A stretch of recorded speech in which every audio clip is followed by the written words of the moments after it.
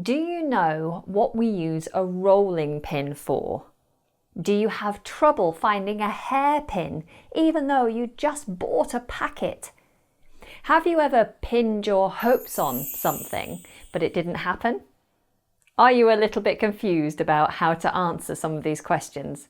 That's okay. Hello everyone, I'm Anna and I'm here to teach you all about the many uses of pin. Let's start with a simple definition of the word pin. The word pin is a verb and a noun. The noun pin means a thin piece of metal with a sharp point at one end and a little ball at the other, like the pins you use to pin clothes. The verb pin means to hold something or someone down so it or they can't move. The police had me pinned to the ground. It can also mean to simply attach with a pin. Yeah, pin the tail on the donkey. Pin the tail on the donkey is a popular children's game where you put a tail on a donkey using a pin, not a real donkey, a picture of a donkey. Pin up has the same meaning as pin to the wall. So you can also just say, we pinned the poster up. We pinned up our new football scarf. A pin up is a noun, which means a glamorous person. Marilyn Monroe was often referred to as a pin-up. So a woman who might be on a poster that you'd, well, pin up. Pin down, however, doesn't mean to take down. Unfortunately, it's not as clear as that. Pin down means to hold something in place, sometimes with an object. I had to pin the dog down while he had his vaccinations. Or, as a phrasal verb, it means to force someone to make concrete plans or a decision. You can pin your brother down for a holiday drink, which means to make your brother make a plan with you to get a drink. Or you can pin down a time and day to discuss a contract with a colleague.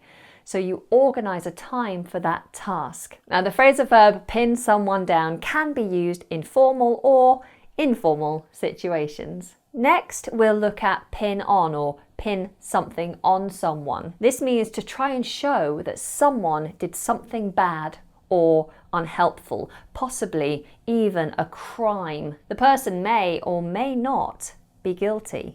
The robbery was pinned on an ex-employee. So someone said, and there is some evidence, that the ex-employee committed the robbery. Or, you'll never pin that on me.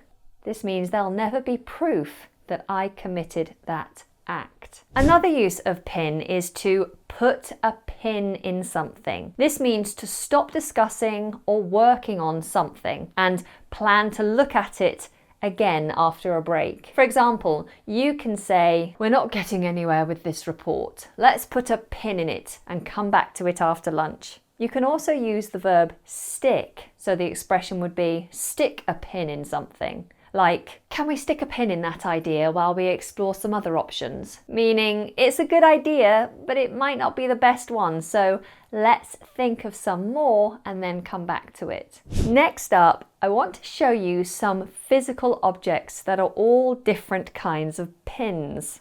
This is a hairpin. You use it to hold your hair in place, and you can usually never find one when you need it, but when you don't need one, then you'll find one in your handbag, in your coat pocket, you even step on one. That's what's known as the Great Pin Paradox. This is a rolling pin. You use it to roll out pastry or cookie dough to make it thin and flat. If you don't have one, there's a trick. You can use an empty wine bottle instead of a rolling pin, and it's almost as good. A rolling pin is a useful tool to have if you like to bake. This is a safety pin. You use it to hold things in place or to attach two different pieces of material together. Safety pins are really useful when you have a clothing emergency. They can be a temporary button or zip. Some people even use them for decoration. Here's a drawing pin. You may hear this being called a thumbtack. That's an American word, but in Britain we say drawing pin. Originally used to attach paper to a drawing board so the paper doesn't move while drawing on it. Drawing pins can be found in almost every school, office and home today. And here are some enamel pins.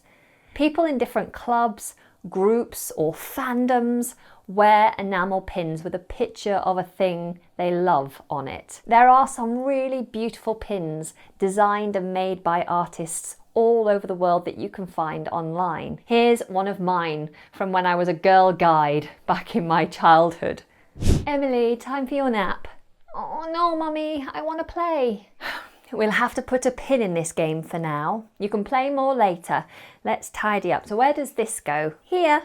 Oh, look. What's this? Oops, that's a safety pin. How did that get there? And this, which box for this one? That's your hairpin. It goes in your hair box. Okay, Mummy, and this? That's a rolling pin. What in the world? Why? Let's put that in the kitchen. And this, Mummy, where does this go? What? How do you have my lipstick? Mummy, all clean. Can I have ice cream? Let's see after your nap, but don't pin your hopes on it.